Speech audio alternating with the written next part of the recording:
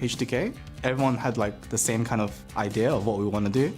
And I think Hyeonan plays a big role in this because he is a very vocal AD carry. And I didn't expect it like at the beginning because AD carries usually don't talk that much. It's mainly like the jungler that talks a lot because he's the one moving around the map. But Hyeonan kind of showed me a new way of like how AD carries can play and stuff. And ever since then, I've always trusted him.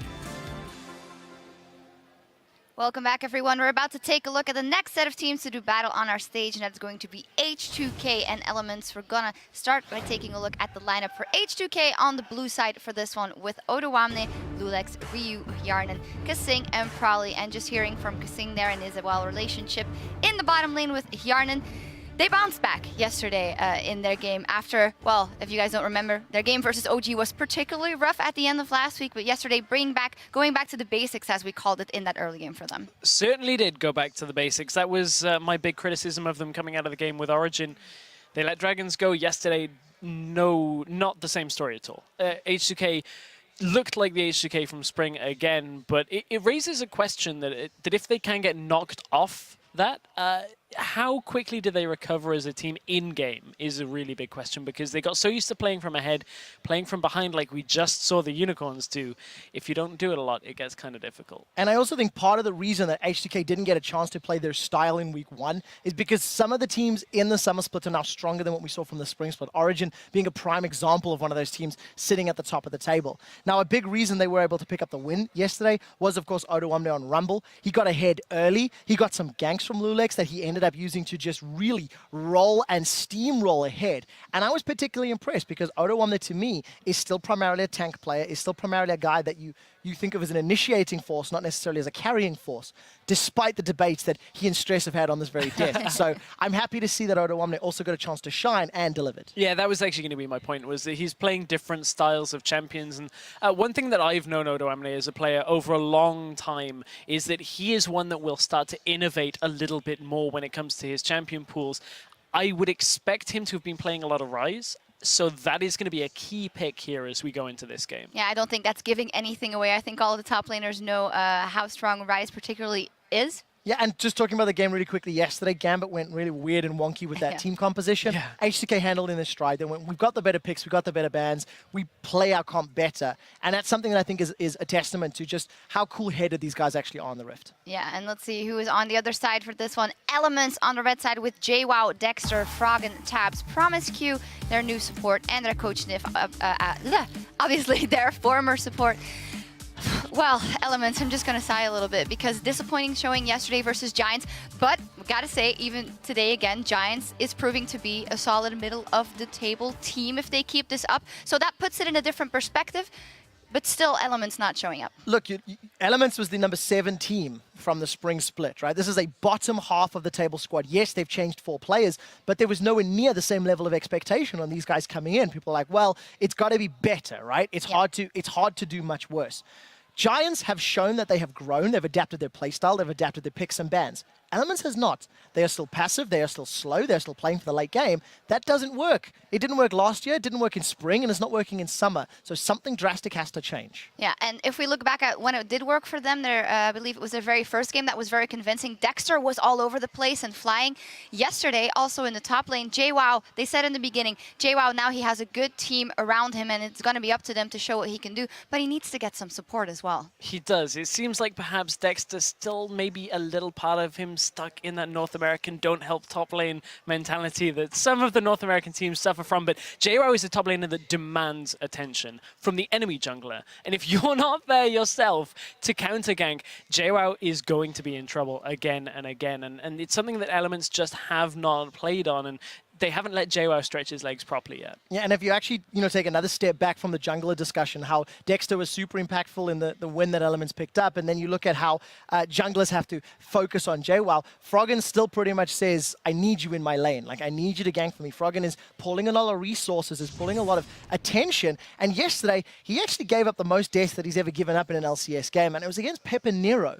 Now, that is a shocking statement to make because, yes, the matchup favored Pepe, the Diana into the Victor, but you sort of start to go, well, if players of a higher caliber, in theory, can pick matchups that are not as favorable, they should be able to come out even. It didn't happen. Pepe went 1v1 and killed Froggen. Yeah, and Froggen died 8 times, which is the most he's ever died in a game. The last record was 5 times versus Copenhagen Wolves in spring, but they ended up winning that game, so that's also a mental issue there. What I always see on the camps, though, from Alliance, from Elements now as well, they are always very happy going into a game, and maybe there must be something there as well as Froggen realizing, okay, these are still 4 new guys with me, but how much slack do you give a lineup with that is the question.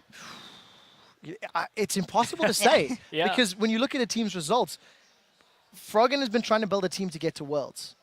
The team in the spring split obviously wasn't good enough. The team so far in the summer, not yet good enough. Not yet being the key. I think there's still time. But by week 4, week 5, unless something has turned around very quickly, that's when you start going, there's too much slack and something different needs to change. Yeah, we'll see if they can turn it around here versus H2K. The teams are making their final preparations on stage, so we're going to head over to the desk and get into that game.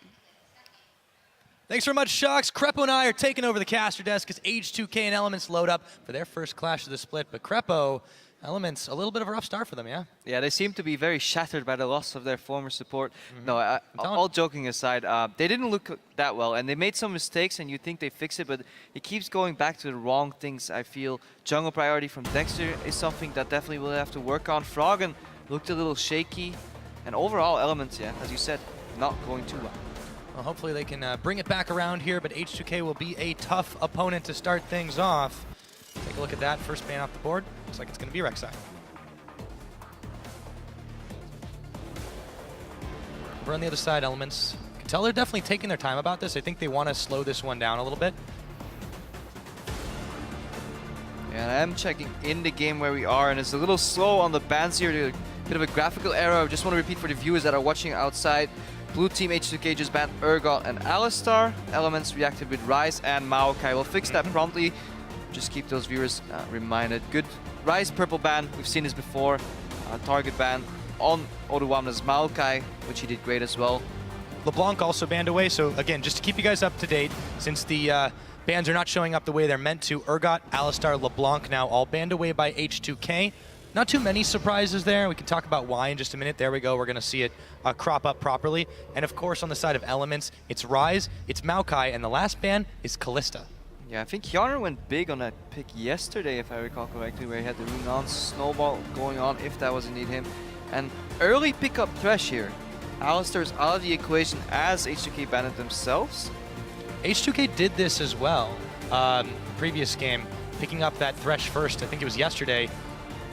Really prizing that, but this opens up some opportunities for Elements. They go ahead and snag the Gnar for themselves for JWoww, and Dexter gets a very top-tier jungler in that Gragas. Yeah, Dexter and Gragas is something now I want to see. What can Dexter achieve with this pick? Can he translate that aggression in the right lanes for Elite for Elements? And is JWoww going to get some help this game? Is JWoww going to get some help? We'll have to see. It was a bit of a rough game for him yesterday in that loss to Giants. 3-6-4, not the worst score of his team, but he didn't really get much help, as you mentioned earlier, off the desk on that Sejuani that Dexter had. We'll see if he's doing a little bit of a different tune there on that Gragas. Now, H2K, they lock in the Rek'Sai for themselves. They also go ahead and pick up Oduwamne's Rumble. Yeah, did fantastic with Rumble yesterday as well. Got into the lane, so got behind, but got rolling, and eventually he was reducing 50 magic resistance of his opponents. At that point, nobody even had that much MR to deal with him. Doing true damage. Doing literally 2 damage in magic damage. And then Lulex picking up the Rek'Sai. I think he actually favors the over Gragas, so he won't be too phased that Dexter took away that one. Yeah, I don't think so at all. And for Elements on their camp, they're going to go ahead and pick up their duo lane down bot. Tabs and Promiscu will have the Janna, and they will have the Lucian. Some fleet feet there down in the bottom. We'll see what H2K answer with. They still need Yarnan's choice, and of course, Froggen, that last pick, he's going to have to take it blind, though. You'll definitely have to blind pick it into, or Ryu will have to blind pick his mid lane into Froggen, or rather. And maybe Froggen can get that counter pick so he can start getting rolling, get a little better, get a little momentum, because last game that he played didn't look strong at all, died a lot, and Finera had the better of him. Yeah, he's been having a little bit of trouble with these assassins dealing with him, and I think this is why they want to save it till last. But we'll see if Ryu goes a completely different path with that blind pick that he has, the Orianna. It had some mixed success for him in the previous split. They were able to wombo combo up a few times, and they're going to look to try and do it again here.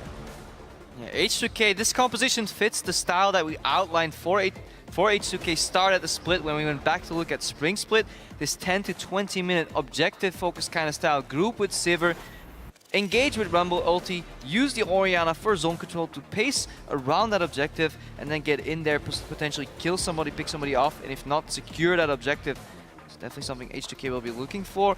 Elements, they have the double disengage with Gragas ulti, they have the Janna for disengage.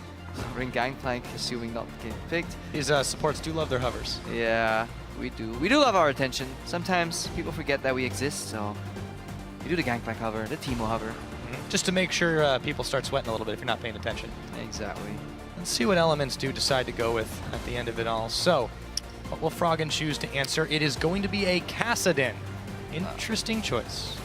Not a fan of this because it's, again, low on wave clear, which reduces the tempo, which gives you another passive early game. And do you really want to play passive Elements? Last week you got 1 kill, 2 deaths in the first 15 minutes.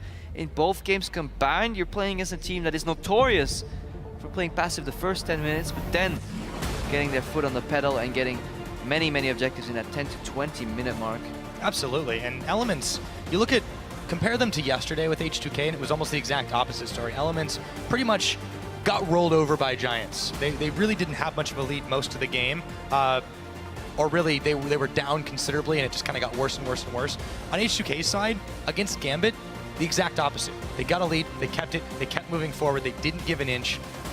Yes, Elements is a much safer team, but if they don't do anything in that early game, that'll open up H2K to really take it to them as coaches shake their hands and walk off the stage. And once they start falling behind, if they fall behind, it'll be incredibly rough to get back in, because I don't think there's any targeted CC on Elements' side for a guaranteed lockdown. In addition to their fighting against the Sivir with Spell Shield and On the Hunt, that added mobility, those extra shields from Orianna coming out later as well. Shield on Rumble too, Lantern a bit of a shield on Thresh too. So a lot of defensive tools on H2K's side. Very many defensive tools indeed for H2K. They can play passive if they want, but I have a feeling it might be a little bit different. Why don't you guys go ahead and share your feelings with us, however. Go ahead and tweet us at LOL Esports. H2K win, EL win, one of the two will be your option as we go onto the board to start the game, H2K versus Elements. Both teams, casual walk out of the base. See if we see any invading shenanigans. Janna Lucian, pretty solid lane in 2v2. It's incredibly hard to spell shield the Lucian Q correctly. Just add a little Janna AD stereo to that and you will get eventually poked out. Tabs is a good AD carry, fantastic Lucian player as well. But on the other hand, you've got H2K's bot lane that have a reputation for really liking that level 2 all-in. It was something that Kasing brought to the team when he joined last spring after week 3. And Yarnan has kind of stepped up in that role. He's become a lot more of a damage threat as we see JWoww wandering right into the Flame Spitter. I don't think he expected this many members of H2K there. He's going to have to burn his flash as Kasing's hook goes a little bit too close for comfort. Yes, he's got some backup. Froggen might be leaving him on his own though. Can JWoww make his escape through the jungle? This is not the way you want to start. And the boomerang blade, not enough, but another flash from Odoamne. And first blood, a minute 15. JWoww taken down immediately, oversteps his boundaries. A nice cheeky little play from H2K. They fake out the normal fan out, but then they send Hjarnar around the corner once they realized that JWoww was out of position. I think H2K was setting up for a lane swap, as we said earlier. Odoamne did well yesterday in the lane swap. Sivir Thresh probably wants a safer laning phase, but once they realized JWoww was a little far out, they forced his flash, chased him down, and no support from Elements, and again, no CC. Can't stop that Won't chase. somebody help JWoww this game? We'll have to find out. Double lane swap actually coming in. So you have Tabs and Promiscu making their way up top. Tabs is already there, but they are going to meet Yarnan and Kasing. See if that is not what they were hoping to see, as JWoww and Dexter are going to be dueling up on the Blue Sentinel. Lulex down at his own, and Promiscu is going to run right and smack dab into Kasing and Yarnan. You're not going anywhere. Get back in the hook. Promiscu's going down. Yarnan starts out with a kill. That's not what you want if you're Elements. That was a really good hook from Kasing. He gets Promiscu right before he gets to the wall, and even if he flashes over, that hook would have followed straight through and potentially got Promiscu if he flashed over. Got him right in time before Promiscu could escape, and a good collapse. Saw him coming, punished him, and Elements down 2-0 with a passive mid laner, Kassadin. They're winning bot lane 2v2 matchup, but behind because Janna just had the base, and Bot lane being pushed in as well. Things are not looking great. No, especially not for this duo lane up in the top side. Tabs is going to have some trouble getting farm, especially considering that they should have had a pretty solid start. Lucian is generally a strong laner all the same. Yarnan, I guess, as well. But we'll have to see more as that one develops. The mid lane, don't expect to be a whole lot of action until that level 6 with Froggen, but you know, you expressed some concerns about that, and we got to keep an eye on that mid lane to see how it unfolds. Froggen has not really been himself, I would say, several months from now. Yeah, I could definitely say that. Touching on that mid lane matchup, you could argue that Cassidy gets a free laning phase, but then the counter argument is that Orianna also gets a free laning phase to scale. Dexter hopped over the Baron wall here, avoids that ward is being placed, and he might find an opening here in this Janna-Lucian matchup. That man's on a secret mission, seeing if they can bait Yarnan and Kasing. He will come up here. The flash forward with the Janna Tornado means Yarnan is going to be the one targeted out. Dexter moving forward, and he just needs an auto attack, but they give it over to Tabs. Kasing now, belly bumped up. Tabs dashing forward, the barrel knocking him again, and he looks like he's about to go down. It's Promiscue with the Tornado to finish it off. And this time, Dexter is right to gank for his bot lane, because if we go back to the level 1, Tabs, or Yarnan rather, used his flash offensively to secure that first blood, gets punished for that. Good pathing from Dexter, uses his Gragas body slam to his advantage, gets over the Baron wall, dodges the ward. H2K lulled into this false sense of security, and fantastic punish by Elements. And just like that, the early game mistakes that Elements had made have been completely negated. H2K will have to be a bit more careful up in the top as long as Dexter is on the prowl. Yarnan now back into the lane, will mop up that farm. Let's take a look at where we are across the map. However, as we mentioned, it's definitely been a very quiet affair in the middle between Froggen and Ryu. The bottom lane, well, about as you could expect a Gnar and Rumble matchup to go. Odoamne just continues to throw out the Flame Spitter and try to find anywhere he can maybe add a little bit of damage onto JWoww, but Dexter now is in that area. Now this lane is pushing back in the bot lane towards Odoamne. He's already 5 CS or 4 CS ahead, and he has a lot more creeps to his disposal, so it looks like he's getting a bit of a CS lead here in the bottom lane. Dexter clearing out the Skull Crab. He's gonna run into Lulex though, or Lulex is about to run into him. He backs off the Crab, dodges the Praise Seeker, but now Lulex has a chance to pick this one up. Uncontested pings are flying. Both junglers want to make sure everybody knows where they are. That Skull Crab helps a lot, especially when you're freezing down a bot lane. JWoww is forced to base here while his lane is frozen, and he'll have to TP back, otherwise he will get denied way too much XP, leading to a potential teleport advantage for Odoamne coming up soon. Froggen takes the QW combo from the Orianna. JWoww now spends his teleport, as you mentioned. Of course, he is close to that dragon side with the duo lanes up in the top. Kasing goes on a bit of a roam himself, actually, though, and he puts down the pink ward. Dexter might run right into that one as he gets pinged out by H2K. And that vision keeps Ryu safe in the mid lane. Froggen with some CC. Maybe not quite safe enough, but Lulex will go back in. They realize Promiscue's here.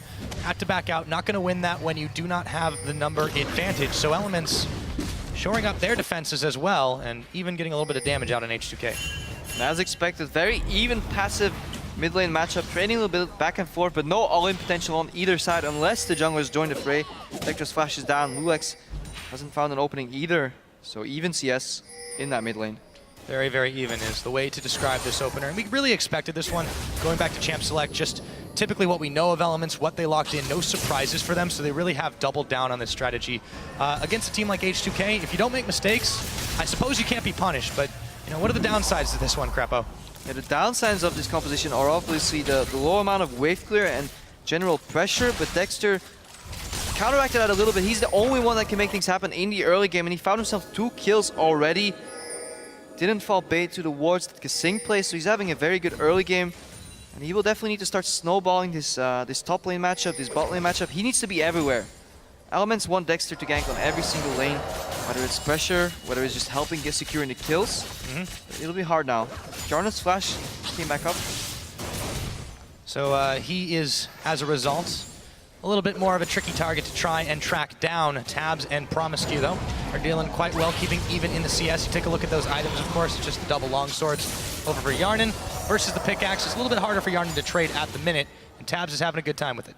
Yeah, luckily for H2K, Tabs did not get a BF sword on his first base, so he's stuck on that pickaxe, prolonging how long it takes for him to get that BF sword, so that poke from Janna Shield and Lucian Q will do a little less damage, but Yarn is still in a somewhat comfortable position.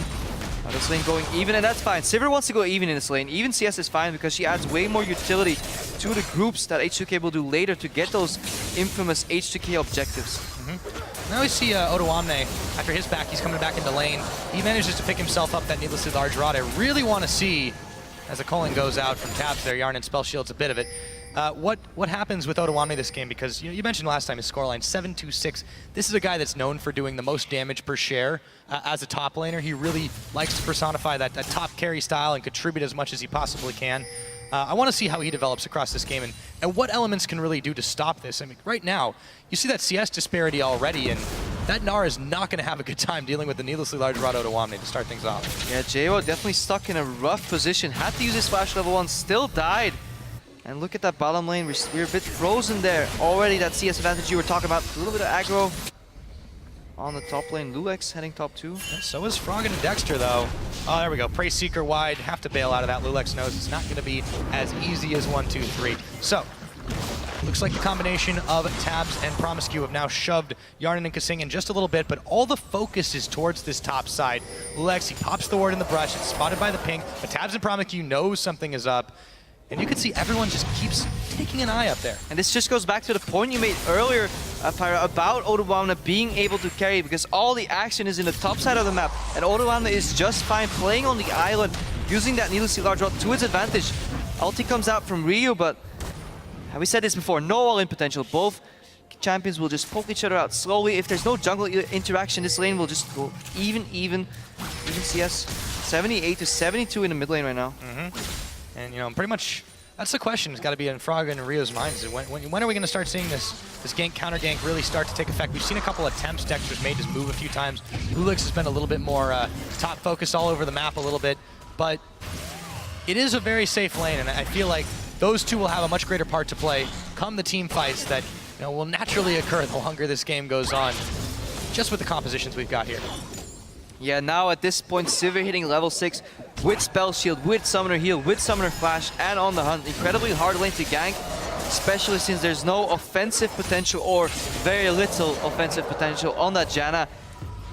Asking the question again, when is Dexter going to help JWoww, or who's going to help JWoww? Because he's down 20, 30 CS now in this matchup. Odoamne scaling very well for those mid-game objectives. Yeah, he really hasn't had much of a chance. Look right at now. the goal discrepancy there, Pyra. That is massive difference here. Finally, Dexter's going to be on the bottom side as JWoww starts to push back the waves from under the tower, but there's also Lulex here, and this is just going to be such a rough time for JWoww if he gets baited into this. His Mega Gnar bar is getting pretty close to fruition, though. He puts down the ward, he knew something was up, smelled it out, still has to play it out safe, though. And that's the problem. Once this matchup goes a little bit too far in one side, you always have to run the risk of finding the enemy jungler in that brush and then indicating that you're going to lose a 2v2. Teleport, though. On the hunt as well. Yarnan Spell Shields the Janitor Tornado. In comes Odoamne, throws down the Equalizer. Tabs and Promiscu both forced to spend Flash, and a teleport canceled by JWoww. Good cancel by JWoww. This is exactly what he needs. Some breathing room at the cost of 2 flashes on elements. Dexter's poison mid, though. Yep, and Froggen is the one that takes a shockwave, but Ryu is the one that gets knocked back the wrong direction, and Froggen will pick him up with the help of Dexter. Fantastic combo by Dexter that leaves Ryu no chance to reply with his flash of his own. In reaction to that tower on the top lane falls. JWoww hitting the bot lane, but Lulex shows up there, so he's going to stop that. Yeah, and Tabs is down here in the mid lane as well. Good rotation. Yeah, it was a really nice move by both teams, actually, after all of the action culminated in that one pickup on Ryu. Odoamne now moving into the mid. Froggen post backing away. Element should not have this tower. They do not have the wave, and Odoamne is flashing. That is a ballsy move, and he nearly burns him down. Dexter's there, but so is Lulex, and he turns it on again. There's the Monsoon. What's stronger? The Flame Spitter is, and Lulex will pick up the kill. Hook flying, doesn't land on Dexter. Odoamne, this guy, this damage, he knows he's done. Dexter is cooked, and he is well done. Odoamne with the blaze, flashes in for the harpoon, knows that he can roast Tabs, or at least buy enough time for Lulex to follow. Prevents the body slam over the wall from Dexter too. Fantastic play. We saw it yesterday. He carried without resources, and this time he has resources. 2-0-1. Needlessly large rod. Teleport to burn 2 flashes. Roams into the mid lane. Fantastic play by Odoamne. And look at this adaptation that Elements are trying to do. A Hex Drinker on JWoww as his first completed item. You know you're in a little bit of trouble when that's what you have to get. Yeah, JWoww struggling to stay afloat in this game. He thinks to himself, finally I get some breathing room. My opponent leaves this lane, he teleports out, finally I'll be able to survive, but then he comes back with a Zhonya's Hourglass finished at the 12-minute 45-second mark. O2Omne, what have you been eating for breakfast later, and can I have some? I think that's the question on a lot of people's minds, not the least of which are Elements right now. So taking stock of where we are in this game, 13 minutes have elapsed. Slim lead, well not that slim, it's 1,500 for H2K. No Dragons have hit play yet, but 2 towers taken down. And a whole heaping helping of action across the board as H2K hold that kill advantage 4-3. Dexter and JWoww, Meganar rapidly fading up in the top. O2Omne though, Use this flash you try to spend aggressively. time on him. No flash on O2Omne right now. See if he plays passive or the snowball has gotten to his head. He's He got really wants that overconfident. pink ward, but he knows something's up. Instead he goes back to the farm and see if he can get out of this one. JWoww and Dexter pop out the brush. Dexter waiting to try and body slam him. He actually uses his explosive cast. O2Omne equalizer's down, but he won't last that much longer as he turns on the flame spitter. Zhonya's looks for JWoww, realizes he's not got the damage, but Lulex back up. Here comes the cavalry, and the fat man is going down. The cavalry arrived. That Zhonya's Hourglass bought him enough time, but action on the bot lane. Kasing puts the box down, and him and Yarnin will make it out alive. But they are a bit battered and bruised. Speaking of which, so are Tabs and Promiscue. Elements just not enough to get kills on the board. Yeah, the right ID for the Elements lineup right here, trying to shut O2Omne down, but the Zhonya's Hourglass that he just finished allowed him to buy enough time for Lulex to come in. Immediately when that fight started, Lulex teleported through the closest tunnel, told O2Omne, just hang in there, buddy, just a couple more seconds. He arrived, as you said, cavalry came in, and they turned that around. Yeah, and that's on his Hourglass, you know. Talk about a valuable item this early on in the game to be able to acquire. That really saved his life. On top of his moving around the positioning, he's able to pick up a Haunting Guise now as well. Talk about a snowball effect. This guy is getting big. At this point, you might as well just ignore him, try to snowball the other side of the map, but how are you going to do that? Froggen is still scaling. The bot lane is incredibly hard to gank with the Lantern to save Yarn, Spell Shield 2, Flash still up. Where is Dexter gonna find an opening? That's got to be the question right now, Crepo. He's still on Gragas. He's still going to be really, really relevant for a bit, but it's hard for him to get involved in anything here because of the serious mobility that Lulex has because of how well O2Omne is doing. Honestly, the mid lane, I think that's his best bet right now, but Ryu is still on a very safe champion, Orianna. Yeah, we've hit the 15-minute mark. Usually when we see H2K rally up for these objectives, 0 dragons down so far. A couple of towers have fallen, 2 on the side of H2K, 0 on the side of Elements. And the map pressure, as we said in Champ Select, leaning towards H2K. We're by no means an early game team. Want the mid game. Well, Froggen and Dexter are looking to make a desperate charge. Yarnin's there, and in from the backside comes JWoww as he gets a big Gnar back. Kasing's going nowhere, but they invest a lot into this one. Let's see what they can get out of it. At least a dragon if they go for it, but they're backing in mass. Smart move by Elements. They know they need a lot more number advantage to win these fights. They get a kill in the bot lane, but their top lane, that tower is under siege. Their mid lane tower is under siege. What will this play cost them? Can they stop the bleeding and somehow even up this gold? They're going to need to act fast if H2K's previous games are any indicator. At this point in the game, they start to get rolling pretty fast. So, tower going down bottom. Tabs will manage to take this one out, but unfortunately for Elements, O2Omne is still finishing off this tier 2. 16.5 minutes in Crepo, and they've knocked down 3, 2 in the top. Yeah, mid lane tower looking to go down for H2K. Ryu arrives just in time for some wave clear. Kasing's looking for a hook. Teleport comes in. Yeah, O2Omne is able to get in there and throw the equalizer down. Froggen burning away as he walks. Yarnin on the hunt. Kasing looking for a hook, looking to get in range. He's going to get the play back on Promiscue. Prompt the Monsoon. In comes the Boomerang Blade. And Promiscue, they're chasing him down. Spell Shield. Yarnin has got the scent of blood in his eyes. Let's see if he can pick this kill. I think Promiscue's got very few places he can go. And Kasing will cut him off. Yarnin with another kill. Onto the support of Elements. Yeah, another check mark in the book for O2Omne. Takes down the kill on top lane. 2 kills, 3 kills, 1 tower, 2 towers, teleports down another tower. He is the man of this game and everything is centered around him. Every time he goes somewhere, action happens, and then after that action, in the wake of his plays, H2K get another gold lead, another 1,000 gold added to that pile. And now the Dragon. Elements had a chance to take it, but they panicked a little bit trying to defend turrets. They were able to defend the second tier mid, not so much the top. Meant the Dragon was left open, and H2K will pick that one up, number 1, and still defend this mid tower. How crazy is that? Yeah, Ryu manages to keep the tower alive and well. Froggen's tower has fallen in the mid lane. And we see the CS, even Stevens in the mid lane. 156 for Ryu, 160 for Froggen's Kassadin. In comes the Rek'Sai, Going in. Lulex onto tabs. He's got a nice shield on from the Janna, but still.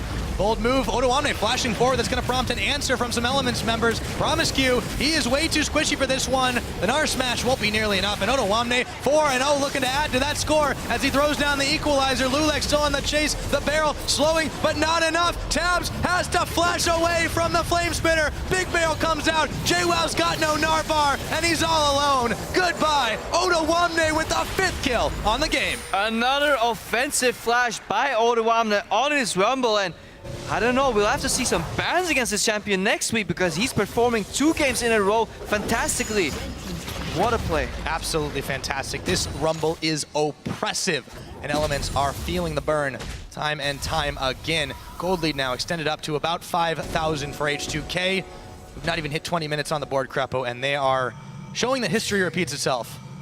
And poor JWoww stuck in that barbecue with the flame spitter, and even his teammates are getting grilled at the same time. Not quite the pleasant feeling Elements rather were looking for this game. He came in slow, steady. Again, not enough pressure, not enough lane push. They wanted a 2v2, got denied a 2v2 in the early game because of the way the early kills played out. Dexter found the opening, but it wasn't enough. And now, looking at almost a 5,000 gold lead for H2K. Yeah, slow and steady does not win this race. H2K have found their advantage, they've found their edge. We'll see how far they can push it. For now, just keep your eyes on that man in the top lane, wandering all over the map. Odoamne, he's got himself his Leandri's Torment, he's got his Sork shoes on. He's looking ready to just walk all over this team. Yeah, once this lineup from H2K starts getting ahead, it will be becoming increasingly hard to kill them. We noticed the mobility on the Sivir, but we noticed the shield as well. Odoamne has a shield, Ryu has a shield, Hjarnan has a spell shield, and then you have the Lantern shield coming in as well, and Face of the Mountain finished on Kasing too. That's 5 or 6 shields that Elements will have to burn through, and they don't have this all-in potential. They have repetitive damage coming out, but every time their damage comes back up, a new shield will be prompted and ready by H2K, and Elements, they need an opening. Dexter managed to find one early. He had a little bit of group action a little later, but... Seemed like his best bet was on mid, and we talked about it a lot, how it wasn't necessarily helping that JWoww was just not getting any attention. Finally, Dexter went there a few times, but Lulex was always in the picture. And as a result, he's just been farther and farther behind this game, but he's certainly not the only one. H2K now are able to grab the blue buff of Elements, not give them really anything to lean on this game, and you can see that they know every movement of Elements. You look at that jungle that they've got. It's lit up like a Christmas tree.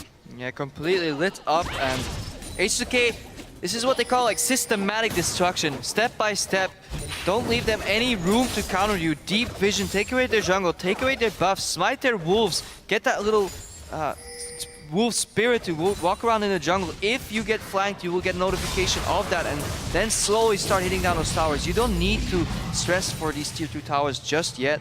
Just keep controlling the game, keep snowballing that lead, and eventually pick up a Baron to snowball the game. Elements can't do much too far from home He right wants now. to bait Froggen looking for Hjarnan, spell shields on, but he's going to be forced to flash as Knight was ticking his health bar down. Tabs sent out the culling. Dexter, though, looking to make a play. Barrel's not going to be enough. It won't cover the distance, and Hjarnan knows that he's got to get back to safety, but meanwhile, Odoamne and Ryu will be able to pick up a cross-map red buff. Yeah, very interesting play there. Kasing wanted Froggen to jump out Hjarnan, then eat the hook, go over and punish Froggen, but then once the hook missed, he panicked and wanted to throw his lantern over the wall, but just not quite far enough. Needs to lift a little more. Toss that heavy lantern over. But Hjarnan still had his flash. So yeah, and he used it, so you know it helps Elements that he's not got that available. They know that that's not on the books, but there's so much mobility on this team anyways. You've got On the Hunt, you've got Lulex's Rek'Sai, and you know if they can get just a catch with Kasing, they can isolate people, but they don't even need to. They're still winning these skirmishes. They're still stronger in just about every aspect, and Dragon's going to be up another minute and 20. They haven't really been a huge factor in this game so far, just sort of an afterthought for H2K, and Elements haven't even thought about it once. yeah, but What really strikes me in this game is the fact that Elements hasn't crossed the river in quite a long time. They've been stuck playing on their side of the map, contesting their own jungle. Meanwhile, H2K can always fall back, clear these extra camps, get a little more extra gold, and keep denying Elements of their resources and force them into very predictable plays. Very defensive plays as well, but this time they're on the offense. Dexter is going to throw out the barrel, but Ryu is getting back with the lantern. In comes a couple of teleports. JWoww not sure where to go as he's not got Mega Gnar yet, but the rest of his team is burning away as Monsoon is on. Lulex and Otawamne in the back. They pick up Tabs, looking for more. Otawamne gets a shield, and Lulex on the chase to try and finish the rest of Elements. So far, they picked up JWoww and Tabs, and it looks like that'll be enough as they turn their attention upriver. Otawamne teleports in the back. Equalizer does not connect, but somehow he managed to keep 4 people busy. Zonia says, you'd think you had him written off. You thought he was dead. You thought it was a mistake, but he flashes out and the quadruple shield comes in, keeps him alive. Somehow, H2K, fantastic play. Hook on Froggen. Yep, and they know he's got to flash away from that one. Baron does not reset, but the barrel is on. Got to be careful of that 50-50 smite fight, and H2K will take the safety route, pick up the crab instead, and they will let Elements push them away from the Baron. Yeah, good flash by Ryu also in that fight. Managed to dodge the body slam coming over from Dexter. I think we'll see it again. Let's see it. Hook misses, goes wide. Righteous Glory gets popped. Ryu with the respect flash barely makes it out of that one. Then gets the lantern. Just comes in there. Let's keep an eye on the back. Otawamne comes in, grills Tabs immediately. Monsoon forced to be used defensively. Watch 4 people hovering around Otawamne. They want that kill streak bonus, but he flashes out 1 shield, 2 shield, 3 shields, and a heal. Yeah. Not enough, no targeted lockdown. We said this before. Elements, the only hard CC that they really have is the ER combo from Dexter, but that was already used and H2K poised to take this Baron. Part 2, Tabs is there, but not much of anyone else. Dexter could potentially roll in the barrel, flash in for a smite attempt. He's got the barrel on. He's got to try this. This is a desperation attempt. He goes forward, but he's not got the timer on it. Secured up by Ryu. Down goes Dexter, and the 5-man squad of H2K have a window here to make something happen. Incredibly risky play by H2K. Not sure if I like it, but it worked out in the end, so obviously they had the right idea. Hindsight is always 2020. Yeah, if the play works, it was always a good play, Crepo. So with that, Baron now secured by H2K. They are all up in Elements jungle, looking to start knocking down some towers. They could take a dragon if they wanted, but forget the dragon. We got super minions, or rather Baron-empowered minions. Maybe super minions are on the way. As tower in the bottom gets taken down, Elements trying to look for a flank, but I don't think they'll be able to find one big enough. Yeah, and very little wave there on the side of Elements. Big equalizer just to zone them all off. Inhibitor turrets. H2K have come a-knocking, and Elements do not want to open the door, but what choice do they have right now? H2K will grab the inhibitor with little to no resistance. Yarden on the hunt, spell shield. Froggen looking to come in on a Kasing. A hook does not connect. Froggen, however, just doesn't have any way to re-engage. Blue buff on the way out. Why, thank you, we'll take it. And on to the dragon. H2K strangling Elements and taking away everything from them. Yeah, and if there weren't enough shields already, Lulex finished his locket quite a while ago. Another shield added to that, and Elements will have a hard time target prioritizing rather. Sing is the likely only target that will fall. Maybe we'll see the revenge kill here, but they have got to deal with Otawamne. This guy is just too big, but the rest of the team is playing quite well on top of it. Elements try a quick push in the mid, but nothing comes of it as H2K make use of their Baron to push the minions back and to prevent Elements from going any further in this game. Now Lulex, he's going for a little bit of split push action up on the top side. Let's see if Elements can react. The backs have been stopped for now. Yeah, I really like that. He still has about a minute left on his Baron buff, so he can split push top lane, push that in. Not sure if he should go for these golems here, but hey. Sometimes you gotta krug it up. Sometimes you gotta krug it up. Indeed, Pyra. Get that little extra gold. Buff those creeps again, and look at that massive top wave. He's buying time. That's why he went for the Krugs. He didn't want to instantly push that wave because he wanted H2K with the remaining 4 members to push in mid lane, go for the solid 4-1 push, knock on 2 doors at once. And we saw Elements, they couldn't do it when they were knocking on 1 door, let alone 2.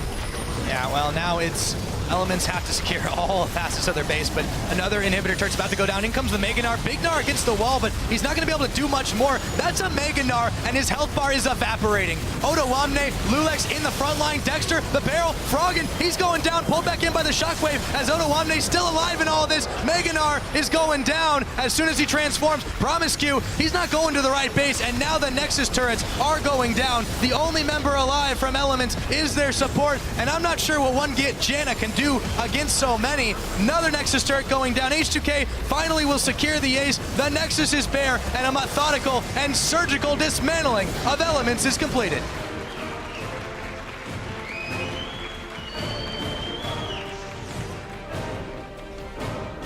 Systematic destruction coming out from H2K with the Chief Surgeon on duty being Odoamne. Fantastic play on that Rumble yet again. Ban-worthy. Absolutely. At this point, if you're any of H2K's opponents, you have to start considering that. And I don't know what kind of surgeon uses a flame spitter, but pretty darn scary one. Desperate times. Yeah. Call for desperate measures. Indeed they do. You look across the board, though. Everyone on H2K played, I would say, very well, if not extremely well this game. Solid is a good way to put it. Elements, individual performances were not terrible. JWoww had a really rough start. He never got rolling. As a result, H2K didn't really need to respect his Gnar. He got a couple of big combos off, but nothing came of it. And again, I think the problem for Elements and the root of all their evil lies in their drafting phase. I really feel they should start incorporating what they call pressure rather into their drafts, because Froggen, yes, he can survive that lane against Orianna. No, he won't get bursted, but he loses the push. So that's mid lane pushed in already. JWoww, he got pushed the entire game. Odoamne had full control of that lane. Let's go back to the early game where Odoamne was freezing, denying the first bits of CS, snowballing from that point onwards, and Habs and Promiscu couldn't do enough. Good opening by Dexter early, but just wasn't enough. He only has 2 barrels. Yeah. He can only throw so many, and at the end of the day, that just wasn't enough to really save the game. I think he tried to help JWoww a little bit more this game. We talked about that and how that was a downfall of them in their previous game yesterday. But this time around, I'd say a very different way to get beat. It was just H2K doing what they do. Yeah. Take a lead mid-game, they never let go. And their signature draft as well, a beautiful composition. Playing to their strengths. I like it when teams recognize what works for them and then they draft accordingly. We have the Rumble, Rek'Sai, Orianna, Sivir, Thresh as a combination, and I like it. It was solid, executed, played around their weaknesses, played around their strengths, and fantastic game by H2K, and yet again, Odoamne. That's a team that's always ready to rumble now. So we're going to go ahead and go side stage where Quickshot is standing by, joined by a member of Elements. Thank you very much, Pyra. And I am joined by Dexter from Elements. First time I'm talking to you side stage. Unfortunately, it is after a loss. I'd like to say thank you for talking to me after the game. Let's see what happened. How is it H2K were able to close out so convincingly? I think H2K is probably one of the best strategical teams in Europe right now, so they always have the edge in terms of how to play the map. So what we had to do was probably win through skirmishing early game. That's why we picked Lucian, had like a Gnar, a Kassadin too. So I thought our comp was pretty good to actually beat them. But yeah, the level 1 went so horribly wrong for us that it was actually very hard for us to catch back up. We got 2 kills in the top lane from a really good gank, but it actually didn't help because we had to shut down the Rumble, and the Rumble went completely off and destroyed us 1-on-5, so I don't know. Well, tough loss. Let's take a step back. It's great to have you back in Europe, first of all. With Elements, it's been a difficult start to the summer split. So what's your opinion on, the opening 2 weeks and coming back to the stage and obviously stumbling a little bit at the beginning? Yeah, we practiced for longer than other teams, but I kind of think in the middle of the practice, we lost our groove. Because when we first started practicing, everything was going fine. We had like really good progress. You could see that day to day we got a lot better. And then we just started doing stuff that we were like, we just have to go back to the basics right now and go everything back from scratch. So I don't know what's going to happen right now because we have to practice a lot, and then maybe week 3 will look better. But obviously, I'm very disappointed in like 3 losses because I think we could have at least won 3 games of those, and just like very small stuff that adds up that just loses us the games. And then the draft was messed up in the other game, and then all these kind of things just come together, and then now we won 3. But yeah, we just have to take every single game by game and keep improving. Well, it definitely seems like you are, because there have been some moments that have been good. And as you said, it's small things that can be fixed. I do have a personal question that I'd like to know. Whenever I look at Elements and I look at team comps, a lot of the time it feels like it's scaling. Is this something that I'm reading too much into it, or do you think you guys are picking scaling comps maybe a little too often? I think everyone right now on our team has a bit of a different mindset on how to do that, and we have to find a middle ground. But I definitely think that we have been going for like more scaling comps that we should have, and that's what lost us games. And I'm pretty sure we could have lost the Gambit game too if we would have played that same comp into Fnatic. We would have straight up lost the game because we went for too much scaling. Yeah, I think we have to find a middle ground, have like some lane that has like early game pressure to compensate for the overly scaling comps, and then maybe we might do fine, but we just have to see how practice goes, and yeah, just keep on practicing. We can't really get too sad or too down on ourselves. It's a new team, we have new members, and just go back to the grind tomorrow. Well, I love your attitude, and I wish you all the luck. Thank you again for actually talking to me after a difficult game. So after that, we're going to head back up to the analyst desk with Shocks and Stress. We're going to carry it on. Thank you so much, Trevor. And yeah, yet again, thank you to Dexter for talking to us after what was a tough game. One of the reasons why is right here. Odoamne, wow. Yeah, give me the TLDR, because first, those quick 2 early kills for you guys against the skirmishes, then actually 2 return kills by Elements. But how did you make sure that you drove it home quite quickly? Well, yeah, as you said, we got a lead early game from that level on. We got 2 kills, and then Dexter got a really good gank on top. But I knew that I had all the pressure I wanted on bot because I was so tanky since I got the first blood money, and I could get to Ruby Crystal and I would just be tanky to just push and not care about ganks because I would just survive them. So I just played through, I just tried my best to snowball that lane. Worked pretty well. Worked very well by the looks of it. Very confident on Rumble. It's a departure from the tanks that you've played before. Even coming in for the flank in mid lane team fights on Rumble, you're a very confident player. When you get ahead like that, is it difficult to stay reined in and conservative throughout the game? Well, even when I get a lead, I don't get ahead of myself. I still know my power level and what I can do and what I can do. That's why I can play tank so well, just because even if I'm started from farm and anything, I know the limits of the champion and I know what I can do and what I can do. So even though I got snowballed that game, I did everything I could and I tried to position as best as I could so I don't make any mistakes. And I don't know, I just feel like I played it pretty well. Yeah, your individual performance was definitely very good. Someone we've been looking at as maybe being able to step up a bit was Lulex coming into this week. I do feel like he has found his footing. Does that translate into your play as well, that you noticed that and that you're able to connect with him better in the last 2 games? Yeah, in the first week we struggled a bit just because we couldn't find our footing again and our communication wasn't as good because due to the break between the splits. But right now I'm more confident because we changed the way we talk. We're more responsive to each other, and just by communicating more with him, it just gives me more confidence because I know that he can back me up and I can just play however I want. Yep, it definitely shows. Congratulations on that, and a very good game from you guys. We're closing in on our final match of the day where Origen will look to tame the Copenhagen Wolves. Stay tuned, we'll be back to bring you all of the action in just 3.5.